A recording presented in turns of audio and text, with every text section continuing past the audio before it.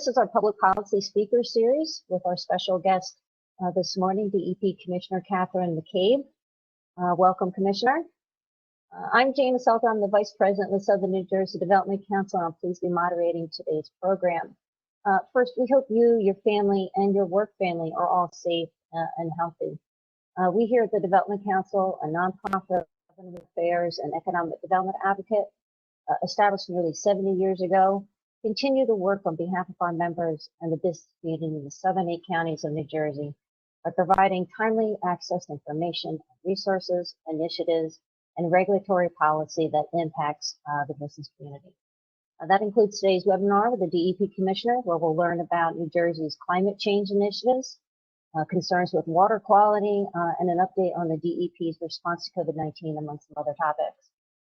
After the Commissioner's remarks, we'll be joined in a roundtable discussion with the sponsors of today's meeting. Participating in the roundtable discussion, and they're on your screen, will be Mike Wallace, Senior Manager of Government and External Affairs at Atlantic City Electric. Mike started with ACE in March, but was previously Vice President of Government Affairs with SNJDC. Chris Gulix has spent more than 20 years in the environmental consulting industry, focusing on regulatory compliance services for both the private and public sector. As Environmental Strategy Manager at PACT, Chris tracks and evaluates environmental bills and regulations to determine their impact on PACT's operations, ensuring their procedures are compliant with current environmental regulations. Rich Rose is the Senior Government Affairs and Public Policy Specialist for South Jersey Gas, where he handles local and state affairs throughout the South Jersey Gas service area, and also serves as the liaison to the business and community organizations. And with us is Bob Baranowski, a partner at Highland Levin Shapiro. His practice concentrates on environmental and land use matters, representing clients with connection development and applications. Connection with development applications, zoning and land use litigation, redevelopment, eminent domain, and other services. We'll also be joined by Sean LaTourette, an environmental lawyer, policymaker, and executive, presently serving as the Chief of Staff for DEP, where he formulates state environmental policies and is responsible for driving the agency's affirmative agenda. Sean also leads the agency's senior management team, overseeing a staff of 3,200 environmental professionals and a budget of $1 billion under the leadership of Commissioner McCabe. After our roundtable discussion, we plan to have approximately 10 to 15 minutes for audience questions. And I ask that you submit your questions through the WebEx feature if you haven't already done so prior to this morning. We'll be recording the webinar, and we'll share the link to the replay as well as the slide presentation you're about to see. I'd like to turn the program over now to our title sponsor, Larry Carson, the President of Aqua, New Jersey, which provides drinking water and wastewater services to approximately 174,000 people in 31 municipalities statewide, in 8 counties, including Burlington, Camden, Gloucester, and Ocean counties here in South Jersey. Larry joined the company in February of this year, bringing more than 30 years experience in engineering and utility leadership. Prior to February, Larry served as owner and president of Carson Management Consulting, where he provided engineer and management consulting services with a focus on service delivery improvement to multiple utility and municipal clients and projects. And with these introductions, I'm pleased to turn the program over to Larry.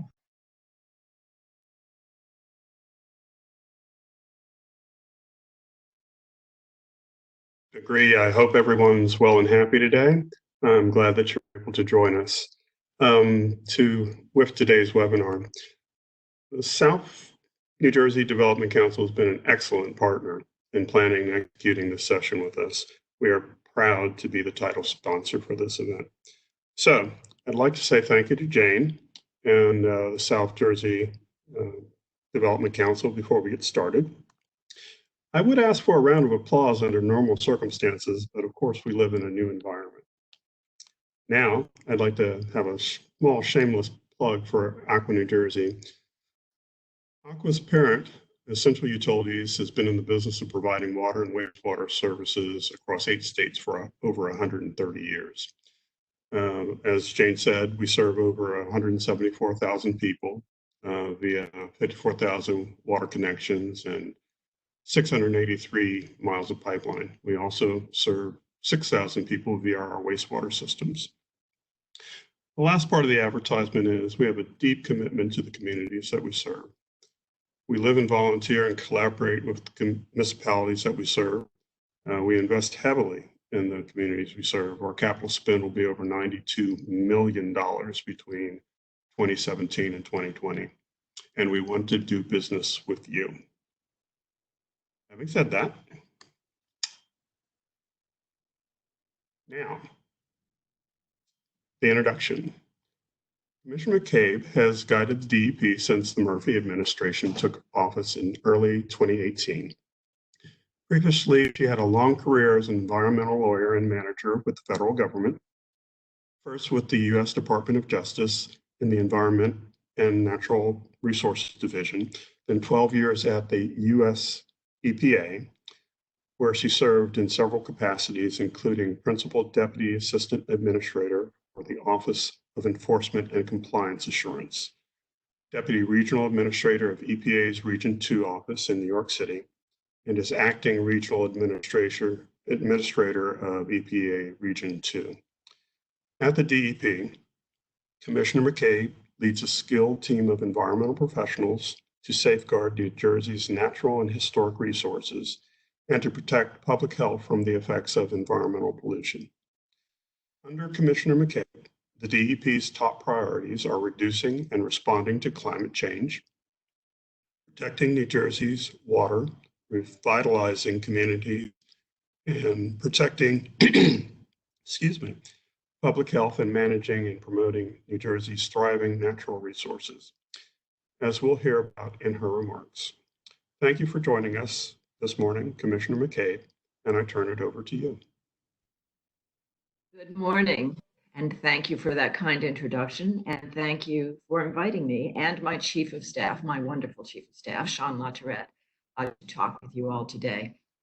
Dealing with the COVID pandemic, of course, is keeping us all very occupied these days, but we really appreciate your reaching out to us to schedule this virtual event to enable us all to talk about what is going on at the DEP today that may affect you and your businesses, and for you to have the opportunity to raise your questions and concerns to us. So, of course, I will address some of the issues that we're dealing with to respond to the COVID pandemic, but I would like to remind you that climate change is still the biggest long-term threat that New Jersey faces, and fill you in on the work that we're continuing to do to address that while we are dealing with this pandemic. If you watch the governor's daily broadcasts, you'll be familiar with one of his mantras, and that is public health creates economic health. That principle is his guidepost for forging our path back to reopening New Jersey business while the coronavirus is still among us, as it will be for some time. But at the same time, this mantra reminds us all that public health is inextricably related to environmental health. A healthy environment, as we all know, is a bedrock foundation for our future prosperity here in New Jersey, and we must never lose sight of that. So while we are currently focused on surviving the COVID pandemic, we must continue to work for the healthy environmental future that is so necessary to New Jersey's public health, wealth, and prosperity. I cannot see the slides here, but I'm assuming you're still on slide 1, so please click over to slide 2. Let's talk first about DEP's response to the COVID pandemic. On March 18th, at the governor's direction, DEP, like all the other state agencies, made a very quick transition to a largely work-at-home environment. Now, honestly, I can't say that we were ideally equipped to do this before the pandemic. Like other government agencies, and that doesn't matter whether you're state or federal, we have been faced for years with the challenges of modernizing IT systems on very limited government budgets. But I can say that I am incredibly proud of how quickly DEP rose to the occasion, deployed new equipment, and ran a training blitz to enable the vast majority of our people to continue working productively from their homes or other remote locations. We are blessed with one of the most able IT departments in the state government. and with incredibly dedicated employees with a can-do attitude who will do whatever it takes to get the job done. I won't say that there haven't been any hiccups or balls dropped here and there, as we, all of us, are by definition in a learning mode as we adapt to this new normal. But the men and women of DEP have gone to great lengths to ensure that business goes on as near normal as possible. They've been logging, reviewing, and processing permit applications, learning how to do that more remotely, and keeping our processes running. But we do recognize that some flexibility is needed under the challenging circumstances the pandemic presents for all of us, to allow both the regulated community and DEP some flexibility in deadlines where necessary, as we all work to keep everything moving on track. So we have issued temporary rule modifications, waivers, suspensions, administrative orders, and the governor issued an executive order to allow us to extend some deadlines as needed. We've also issued 7 compliance advisories where regulated entities needed some guidance about how to proceed when circumstances get in the way of well-intended compliance efforts. Switching over to slide 3. This slide in the green box on the left lists the compliance advisories that we have issued. I won't take the time today to go through all of those. I do understand that the slides were distributed to participants here, but in any event, you can find the full text of all of these advisories on DEP's website. The administrative order was issued to extend deadlines for public comment on applications for certain permits and approvals, which was necessary to ensure opportunities for meaningful public engagement while the governor's stay-at-home order still remains in effect.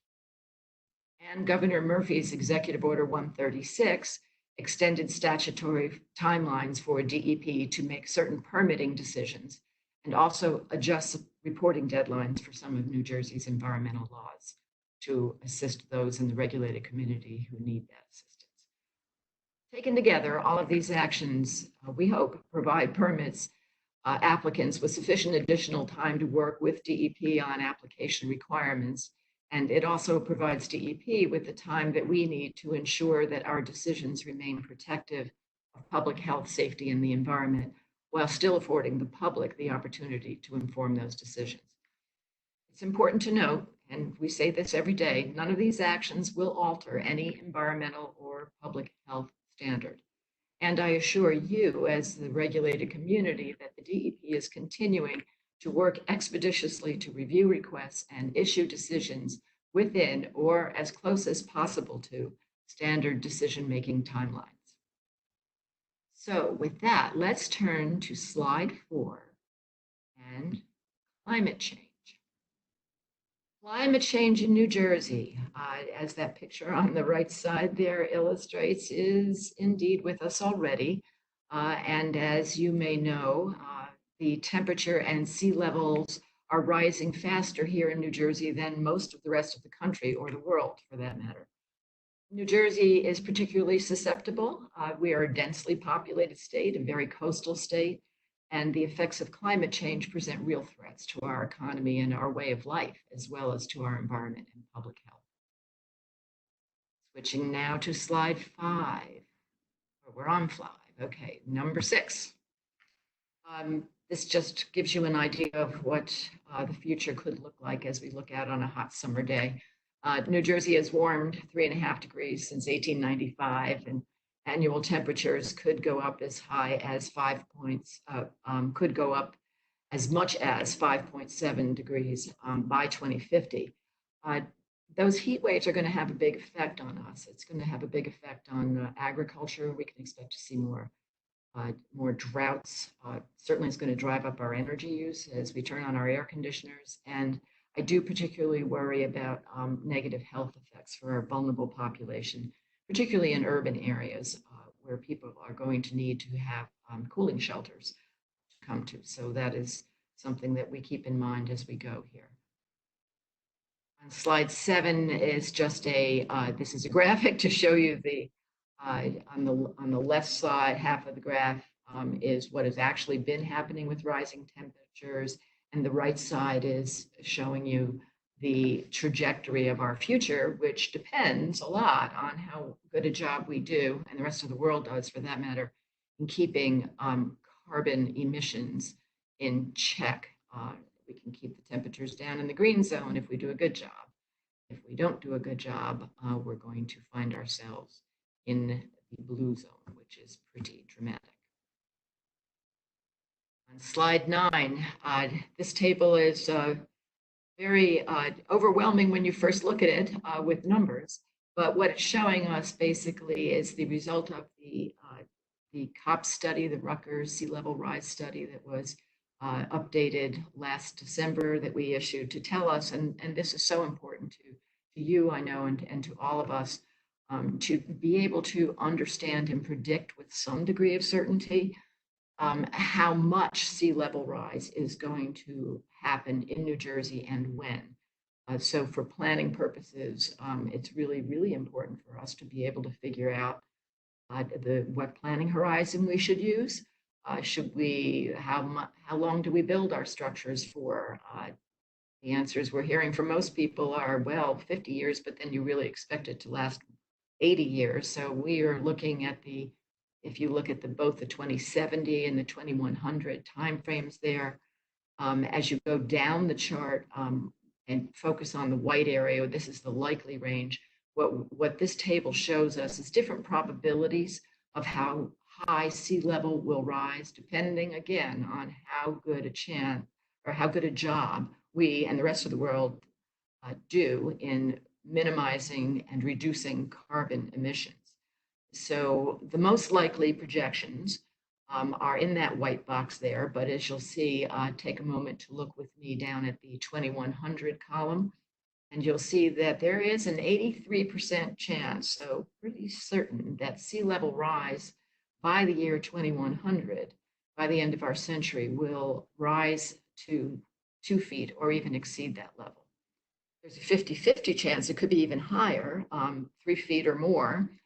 And there is some significant chance, 17%, it's not a majority probability, but it is still a significant chance that it could go as high as 5 feet from the levels that we see now. So all of this is a wake-up call for us if we didn't already need it, because we already see evidence of sea level rise happening in New Jersey. Atlantic City, for example, is experiencing now many, many more days of so-called everyday or nuisance flooding that happens when there's no storm around, but just the water levels themselves at high tide are actually spilling into the streets in some places. So we know it's happening.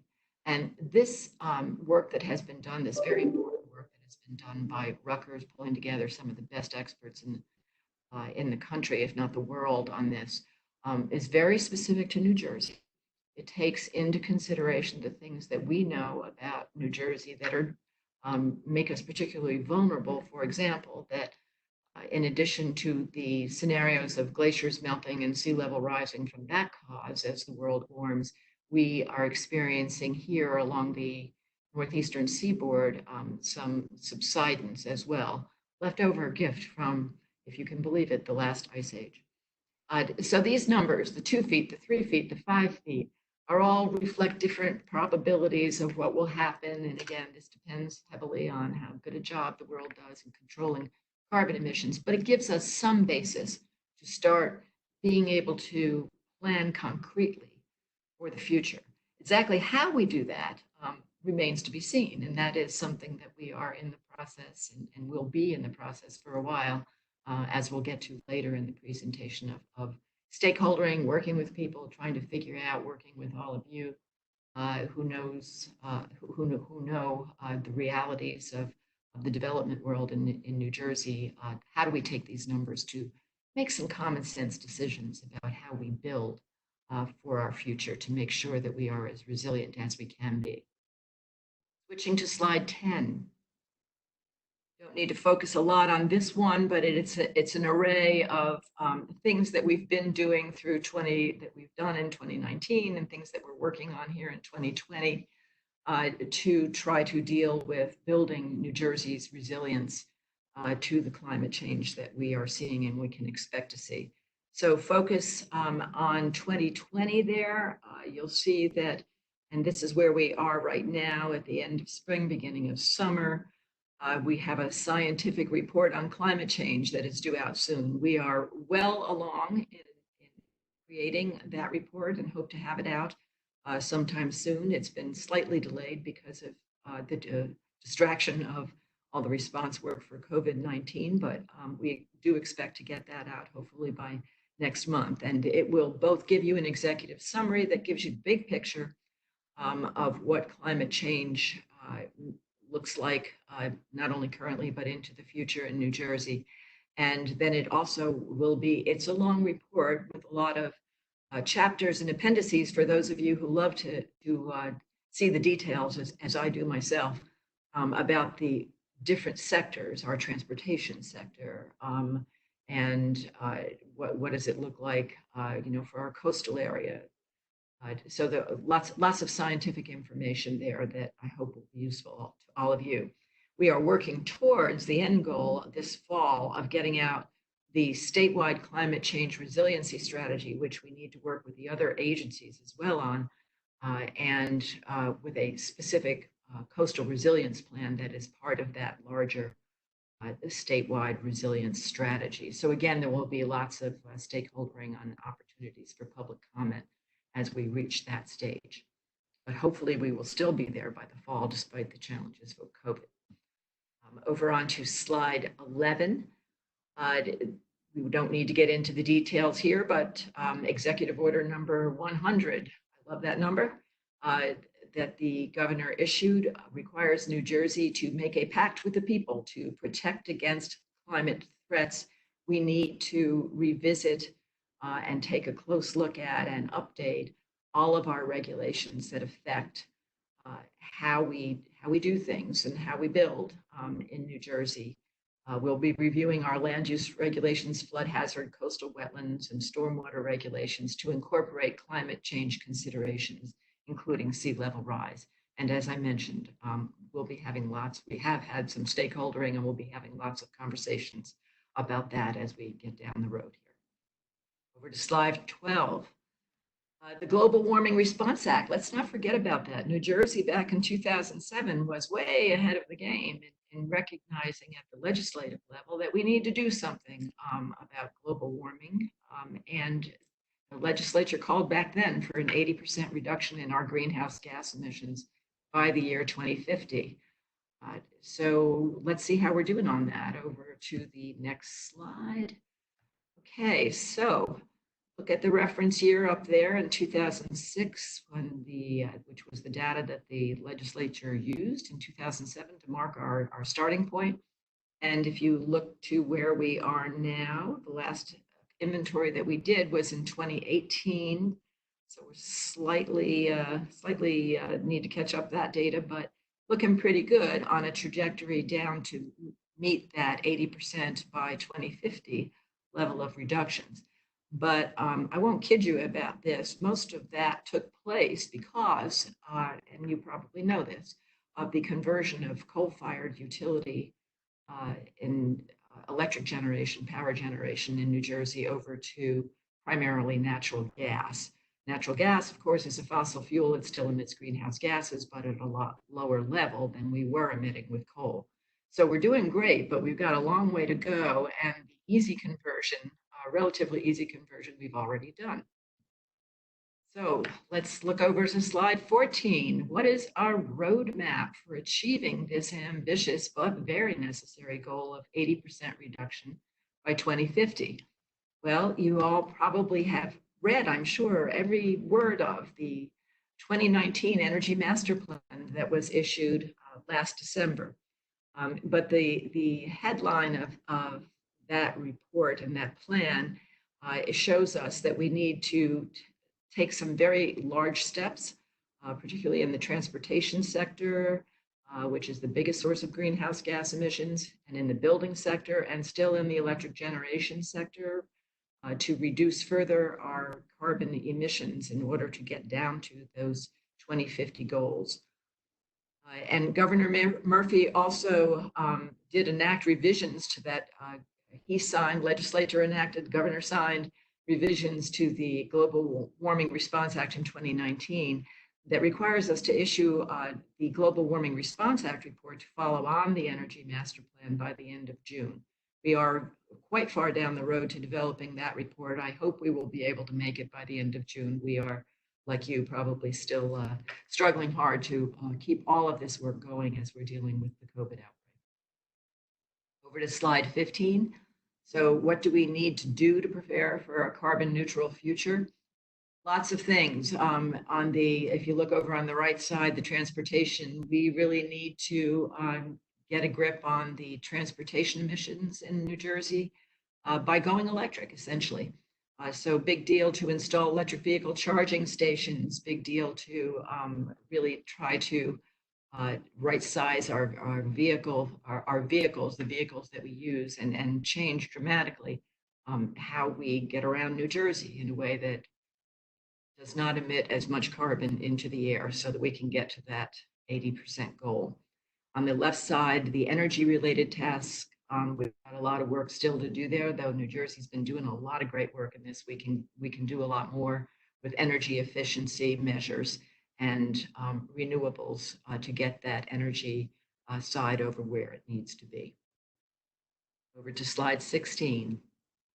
And as I mentioned, we will be visiting through our land use regulations. This is really more on the adaptation side through New Jersey PACT to enable us to build smarter for the future.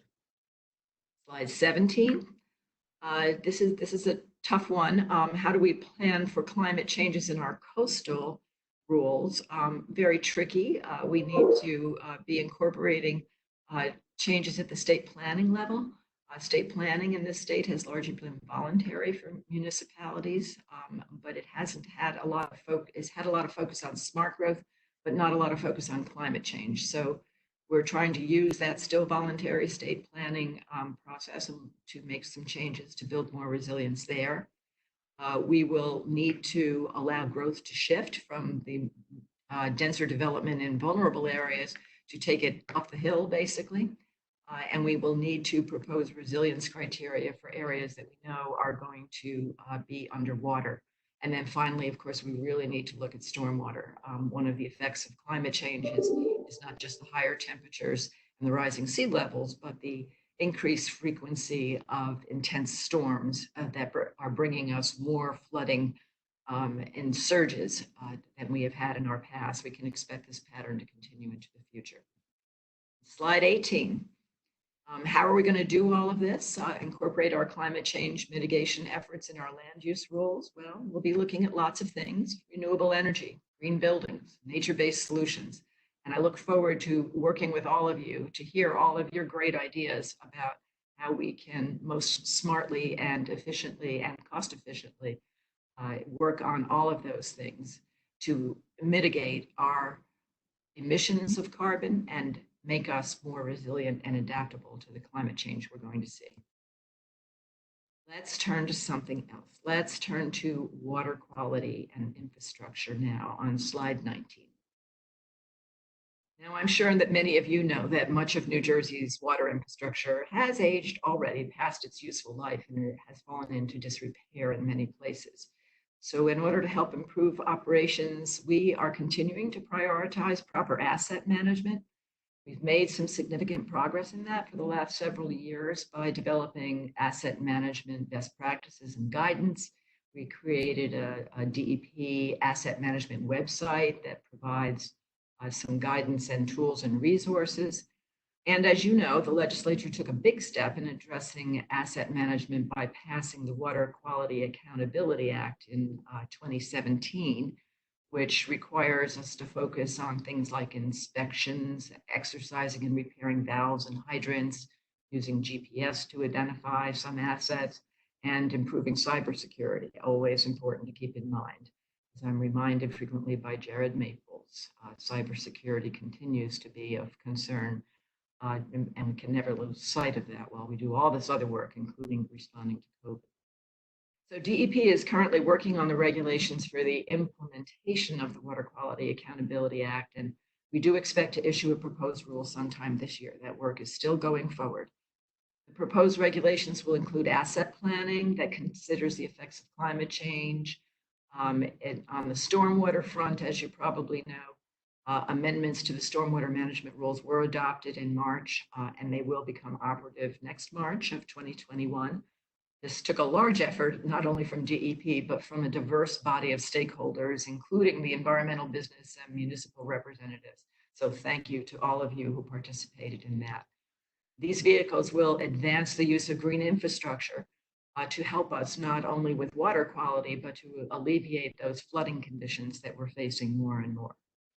All of these rules will continue to help New Jersey stay on the path to improving our water quality and our quality of life as we deal with the challenges of climate change, which will be with us forever, and coronavirus as well, which will be with us for a while. Changing over to slide 20 and another topic, electric vehicles. As I mentioned, and as you all probably know, New Jersey's greatest source of greenhouse gas emissions comes from the transportation sector. Our goal that the governor committed to out of the starting gate of his administration by signing the multi-state EV agreement is to have 330,000 electric vehicles in New Jersey by the end of 2025 and 2 million by the end of 2035. We're also targeting having 400 fast chargers available for public use at 200 locations and 1,000 level 2 chargers, those are the fast ones, available by December 31, 2025. Additionally, along with our partners at DOT and New Jersey Transit, we are developing a plan to fund and install EV charging stations at state-owned rest areas, parks, and recreational areas to accommodate tourists. But as we know, this goal is still a long way from being accomplished, the goal of having 330,000 EVs on the road by 2025. There's a lot more to be done to get there. So you can all help us reach that goal, as well as saving yourselves some money by applying to the It Pays to Plug In grant program, which offsets the cost of purchasing and installing electric vehicle charging stations for businesses, governments, nonprofit organizations, public places, multi-unit dwellings. I'm particularly eager to see one of those in my apartment building, and educational institutions. So that program continues to move along and has made progress, but we encourage you to help us put it on steroids. Now to slide 21, which I think should be our last slide. That is just a sample of the many issues that we're working on at DEP. There's so many more. We could spend here all day for me to truly get you up to speed. But now with the lovely background that I hope you're also looking at, of Worthington State Forest and the beautiful sun shining through the trees there, we are prepared to take your questions. And for that, of course, I am joined by my extremely knowledgeable and capable Chief of Staff, Sean LaTourette. Thank you, Commissioner McCabe, for your remarks. SNJDC impacts businesses in so many ways, and we appreciate your transparent and honest approach to guiding your department. We'd like now to include our roundtable participants in the discussion who are joining us on screen. As a reminder, we also will have the opportunity for the audience to ask a question of the Commissioner and her Chief of Staff. Please use the Q&A feature to ask a question. With that, I'd like to start the roundtable discussion by asking of the Commissioner. The department has always been a leader in its regulatory posture, for example. The Water Quality Accountability Act, the Water Infrastructure Protection Act, and PFAS and PFOA regulations. What is next in the pipeline? Are there any new regulations on the horizon, or will the department revisit any of these examples? Well, there's always something new on the horizon. This is a work that never ends, as you know, Larry. So as I mentioned earlier, we are, of course, still working on the regulations for the Water Quality Accountability Act. And I think that's one of the most important things for us to focus on because of the incredible challenge that we have in modernizing and just even keeping in repair the water infrastructure in many places in New Jersey. So we will be continuing to press on that front. On PFOA, PFAS, I believe I've slightly lost track, I think, lately of exactly when those new rules go into effect. But I will say that we are ahead of the game because most of the utilities voluntarily, the drinking water utilities voluntarily last year started reporting to us what they were finding as they monitored for PFNA, which was the first rule that we put into place. And as they, of course, did that monitoring, they were getting lab results for the other PFASs or PFASs, I guess you call them.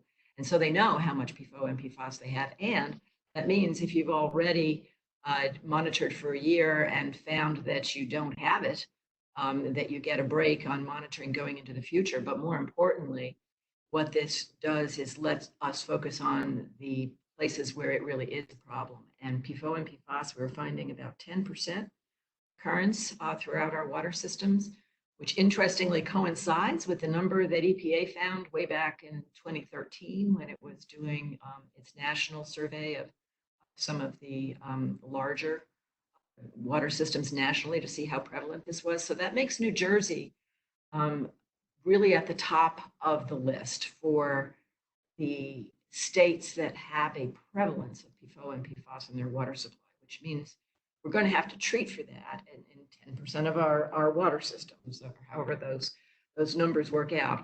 And that, of course, will be a financing issue. So it's important to keep the SRF going strongly and getting more infusions, hopefully, through some of the COVID relief that is coming our way from Congress. We hope that they're paying attention to water infrastructure and will be moving more money into that as well, so that we will continue to be able to provide the very generous assistance that the state of New Jersey has always provided for our utilities to be able to deal with the new challenges. PFOA and PFAS, if you treat for them, or if you're already treating for PFNA, the methods for treating these things hopefully will be catching and treating for the other chemicals in that suite of PFAS that we don't yet have rules for. And frankly, there are thousands of them, so I can't see us going into the mode of regulating for each and every one of them. But hopefully what we're doing now has enough pinpointed the problems of where they are, that as we build towards treating all of those systems, that we'll be able to leave that chapter of our challenges behind. Climate change still obviously is front of our mind, and stormwater is very front of our mind for attention as we go forward, and we will need to do things with our stormwater rules. We have the new rules that will go into effect, but as you know, we're also working on stormwater phase 2. I'm not sure whether we finished the stakeholdering for that, but we're still in the mode of soliciting input and working to develop additional attention to stormwater controls that we need to have in place to protect us against both the rising sea levels and the storms, the increase in storms that we expect to continue to see in New Jersey as climate change proceeds here. And I think that is about the biggest ticket items that I can see on the waterfront, Larry. You have any others you want to ask me to focus on? No, thank you very much, Commissioner. I appreciate your response.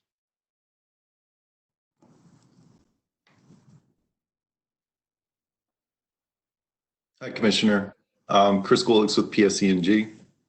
I want to thank you first for all the initiatives to address climate change through your regulatory process and the invitation you've extended to the various entities to provide input in the stakeholder process itself. It's really been transparent so far, and we greatly appreciate it and look forward to the continued partnership at PSE&G. The question I have for you is that one of the initiatives outlined in the Energy Master Plan, it includes the additional electrification of building systems and our transportation fleets. The DEP also, as you went over, has significant initiatives to revise their land use regulations to ensure development is more resilient to climate change and sea level rise. As New Jersey moves towards the additional electrification, the utilities will be faced with enhancing their electrical infrastructure to ensure it's more resilient and able to handle the additional electrical demands. Can you please discuss how DEP intends to work with utilities to ensure the proposed regulatory land use changes will be coordinated to support the completion of projects that will be necessary to support the goals of the Energy Master Plan?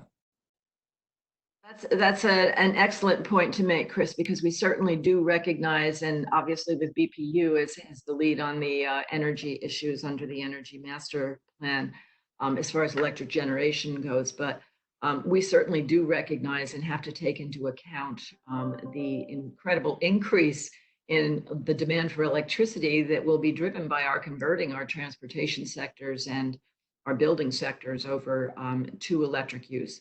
The building out of the electric charging infrastructure for electric vehicles, I think, is the first stage of that we're already seeing.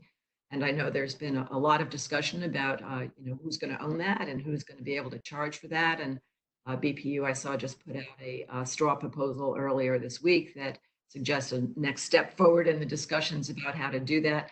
So DEP will stay engaged on all of that, and we're glad that you're all staying engaged. And I think we all need to be in a three-way conversation with the BPU folks as well as us and the industry as we figure out the smartest, most cost-efficient, most sensible ways to not only build to provide all of this new electricity that we're going to need, but also to make sure that as we place the electric charging stations, for example, that we bring in DOT on that discussion as well.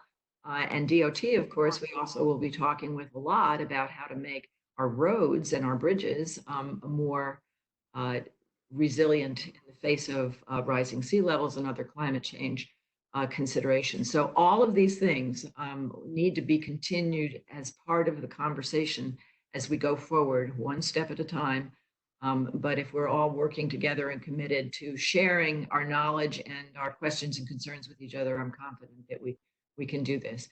And I will say also, Chris, that on the electric front, we're really, really looking forward to the push that we're going to get from offshore wind as soon as we can get that up and running. So far on track, but we're looking forward to having lots of the renewable energy come in to help us as we ramp up our electric production. We don't want to ramp up our carbon production as well. Thank you. Commissioner, you mind if I build on that for one moment? I would be delighted, Sean, please. So just, Chris, the question that you mentioned about integration with New Jersey PACT, one of the things that we're working really hard on, giving commissioners focus on ensuring collaboration and transparency. One of the things that you'll see soon is opportunities for business and industry to engage in work groups around how, through New Jersey PACT, we will be examining ways to adapt the regulatory environment to be in the land use setting to be more supportive of renewable energy development. So there are two sides to that, of course, because there's only so much that could be accomplished by changing existing regulations that pertain primarily to environmentally sensitive areas. The other piece of that has to do with what you'll see soon from DEP that Commissioner mentioned in the Global Warming Response Act report, because that report will indicate as a communications device to the legislature where they may want to look in terms of new initiatives on the legislative front to further support the same ends that we're looking at in New Jersey PACT. Thank you. Thank you. Yeah, I work for the regulated side of the industry that we focus primarily on my end on the transmission and distribution of the electric. So generation is absolutely on a focus to get that to the renewable front. But at the same time, we need to ensure that the transmission and distribution is to our customers and where those pockets of need shows up and changes now too, because we're going to be changing with the pandemic and as more people work from home and remotely. But we have a need to get the power where the demand is. So that's not always in the best place from a land use perspective. And from an engineering standpoint, we're limited where we can place that infrastructure. So we appreciate the department's continued cooperation. You've been great so far. And we just like to continue to have that open relationship with you as things progress on the regulatory front. So thank you. Thank you, Chris. And also don't forget the other challenge of being able to transmit the new supply coming in from offshore wind, which is Absolutely. I'm sure you're focused on. That's a big challenge. Absolutely. Thank you. Commissioner and Sean, thank you so much again for taking part in this. Fortunately, you actually answered, and Sean, you touched on my question that I initially posed and was thinking of asking. So I'll kind of go on the fly here and just ask, can you give any more detailed update on timing of the PACT rules? Do you see still finishing up by December, or is it going to go into 2021? You know, with the pandemic, I know a lot of things have slowed, but coming out of the pandemic, infrastructure and infrastructure investment is going to be on top of a lot of folks' minds, especially people listening in on this speaker series. So curious to see if you could give any more detail on the timing of the PACT rules. Sure, Commissioner. I'll let that go to Sean in just a moment, but I do want to assure you that this is very front and center with us, and we're doing our very, very best to get it done as quickly as possible. Climate change is not waiting. And I understand, you know, of course, building can't wait, and, you know, rebuilding and recovering from this pandemic needs to go forward. So we need to get out there and be in front of this so that we're doing it smartly. Sean? Sure. So on timing, you know, one of the things that I've been sharing with folks is, as Commissioner had mentioned at the outset, is how rapidly we transitioned to moving to a remote work environment, which from my perspective, you know, coming from the public sector and with an infrastructure background as well, it was surprising to me how quickly the bureaucracy could shift the way we did. And so we've been able to keep our focus on developing this rulemaking. I won't tell you that it's not going to be slowed down at all and that December won't become January or even February, because I don't want to make that promise, in part because I want to make sure that we are keeping those opportunities for really deep engagement alive. And that certainly slowed down a bit. Our not being able to be in the same room, you know, 100 Zoom conferences can't make up for sort of those connections and collaboration that you can have in person. So we are certainly moving steadily forward, and we're going to be moving out with some additional work groups within the next couple of weeks. So anybody who's got an interest in that, I'd tell them to go to our NJ PACT website so that they can make sure they're included in the conversation. Thank you. Excellent.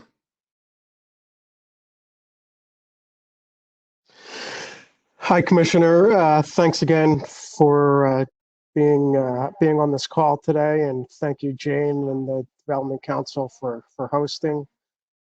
Commissioner, you touched on electric vehicles and electric vehicle charging stations. I was wondering if you could talk a little bit more about DEP's specific role in the process of building out the state's EV charging stations.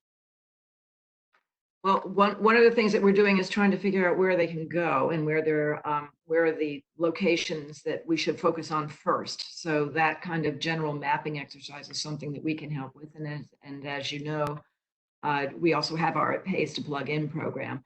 But the larger question, of course, you know, once we figure out where they can go, how are we going to get them there, and how that gets funded and how responsibilities get divided between the private sector and the utility sector, of course, is the big question. But we are not wasting time. We are busily proceeding with our mapping so that shovels can be ready to hit the ground as soon as the money is available. And that mapping process, is there a projected timeline for that? When do you expect that to be completed? Well, I can't actually answer that because I think it's going to be an ongoing effort. So, we have enough now to be shovel ready so that as money becomes available, whether through our Pays to Plug In program, giving grants and people stepping up to be putting in those charging stations, we're far enough along that we're not slowing anything down. But when we're talking about ultimately over a course of years here, replacing all vehicles in New Jersey, or starting with the light duty, this is going to be work in progress for the next 20 years, Mike.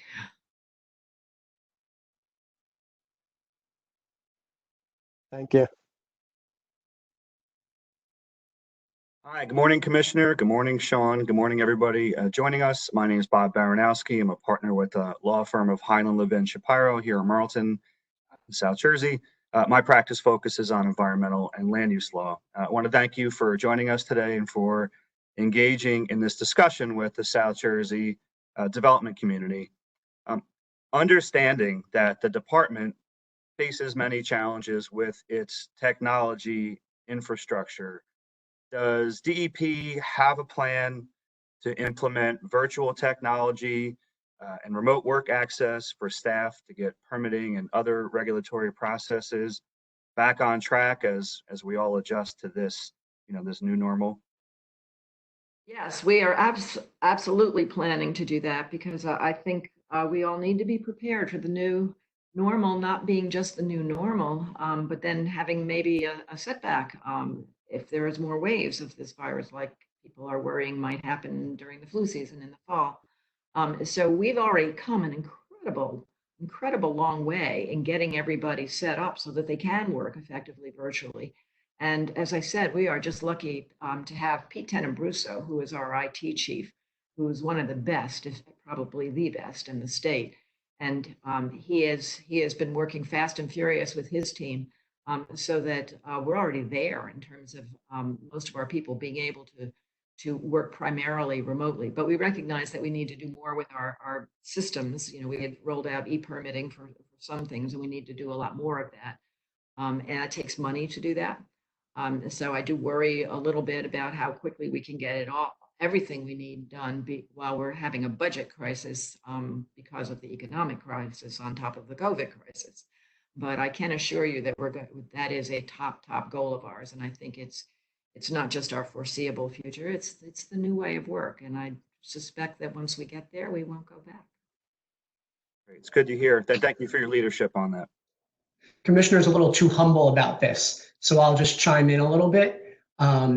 Prior to the orders for stay-at-home, well prior to them, DEP was tooled up to transition our staff to a remote work environment, and probably much sooner than other agencies, because Commissioner's experience in emergency response and her involvement in Hurricanes Maria, for example. So we were ahead of the curve there, and I think we continue to be.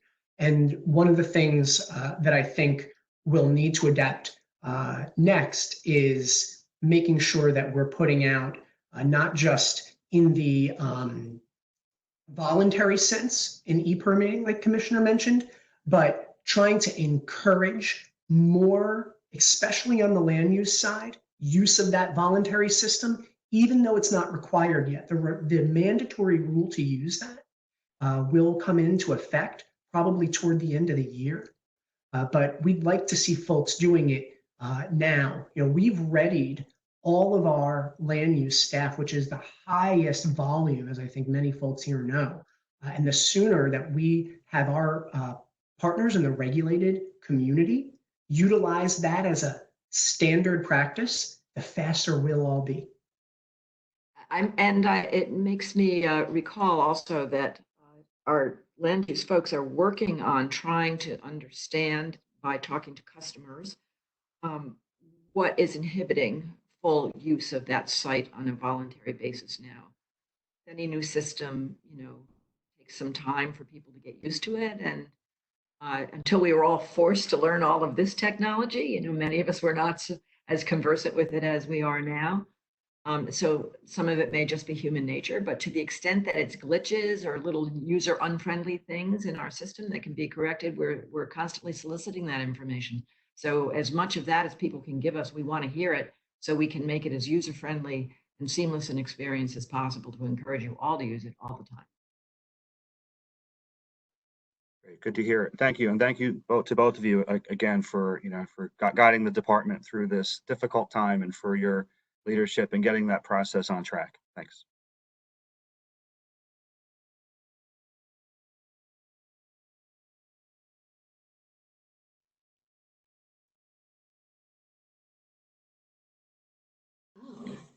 Council 711 wants to thank you and your leadership for everything you and your team are doing to protect and improve our water infrastructure, for protecting our health, and to promote environmental justice in the state. And that comes from the Painters Union Local 7, District Council 711. The next question, this comes from Giordano's Recycling down in Vineland, in Cumberland County. Are there any studies, data being collected on the rise in waste at home and at landfills since we're now in this pandemic level with the stay-at-home order? Do you see any rise in the amount of waste that's being collected by our landfills? I have not heard that there has been any rise in the waste. One of the first things that we did in the beginning of the COVID response is identify those industries that we needed to reach out to most quickly to see what challenges they were facing. We were, of course, with COVID, also quite focused on medical waste to make sure, because obviously the volume of that was going to go way up, and we wanted to make sure that the capacity was there to handle it and that there weren't any obstacles in the road that we could help with. So that seemed to be pretty well under control. We, at the same time, we're in touch with a lot of the people who run the solid waste industry to hear whether they had any problems that they needed our assistance with. And I can't say that I've heard any major ones. Now, if there has been an increase in volume, there may have been a shift in the location of volume, certainly from office places to homes as everybody's working at home, but we haven't heard anything about an increase in volume. If anything, just intuitively, based on no data whatsoever, I would expect it to go down given what our economy has been doing. But we would like to hear about that if there is. So please feel free to let us know, and if we can help with that, we will be right there. Okay, thank you. Thank you, Commissioner. We're about coming up on the end of our webinar. If there were any questions that we didn't have a chance to address from the audience, we'll be sure to take them offline. I want to thank you, Commissioner Sean, for your time this morning. We've appreciated being included in your New Jersey PACT stakeholders group, participating in briefings with you that you've hosted. I guess the first one was back in February, and we're pleased you could be with us today. This concludes our webinar presentation. Thank you for joining us. And I want to give a special thank you to Tim Gwynn and his team at PCH Technologies for providing the Cisco WebEx platform, as well as his and James's time producing and directing today's webinar. PCH provides cybersecurity, cloud computing, IT services and support. And with that support and partnership, we made this webinar possible. So again, I want to thank PCH Technologies and Tim Gwynn. Thank you again to our title sponsor, Aqua New Jersey, presenting partners Atlantic City Electric, PSE&G, and South Jersey Gas, and our host sponsor, Highland Levin Shapiro. There will be an email to follow with the links to the recording of today's program, as well as the slide presentation. If you need more information about the SNJDC, we're at snjdc.org. And with that, I wish you good health and a speedy economic recovery. And have a great afternoon and stay well, everyone. Thank you for joining us. Thank you all. Stay safe out there. Thank you all. Stay safe. Thank you. Thank you again for having me. Thank you, Jane. Nicely done.